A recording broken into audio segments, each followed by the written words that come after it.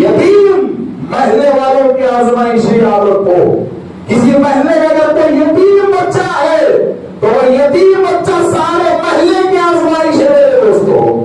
اگر کسی محلے میں پیاری بچی ہے، غریب ہے اور غربت کی وجہ سے اس کی شادی نہیں ہو رہی ہے تو اس کا پیارا پن اور اس کی غربت یہ سارے محلے کے لیے اللہ کے امتحان کا ذریعہ. اللہ تعالیٰ اس کی غربت سے سارے محلے کے پیسے والوں کا امتحان لے رہا ہے. اسی لیے میں کہتا ہوں میرے دوستو، دولت پہ قوم عید کے پیکج کے نام پہ غریب کا مذاق مت اڑاؤ.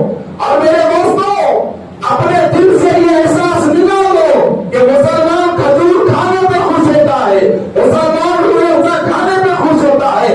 آج افطار پارٹی کا ماحول کیا بن گیا ہے؟ آج ماحول یہی بن گیا ہے کہ بڑے بڑے سیاسی لوگ سال کے 12 مہینے مسلمان کو پلٹ کے نہیں دیتے. کھجور کے نام پہ مسلمانوں کو جمع کر کے ہاتھ میں ایک کھجور دینے کے لیے سمجھتے ہیں کہ یہ پوری قوم کھجور کے نام پہ بیوقوف بن جائے گی. آج ہو کیا رہا ہے؟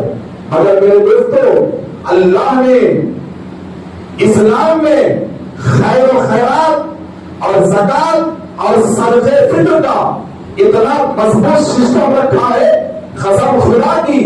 اگر ہر محلے والا زکات کے ذریعے، صدقے کے ذریعے، خیرات کے ذریعے اپنے محلے والوں کو دیکھ لے گا نا تو کوئی مسلمان کسی لیڈر کا محتاج نہیں ہوگا.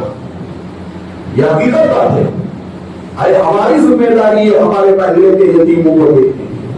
ہم کسی کے کھجور کے محتاج نہیں ہیں، کسی کی افطاری کے محتاج نہیں، کسی کے دعوت کے محتاج نہیں. اللہ نے ہمیں بہت نوازا ہے، اتنا نوازا ہے کہ ہم 10 مسلمان گھر مل کے کیا ہم ایک غریب گھر کو نہیں چلا سکتے؟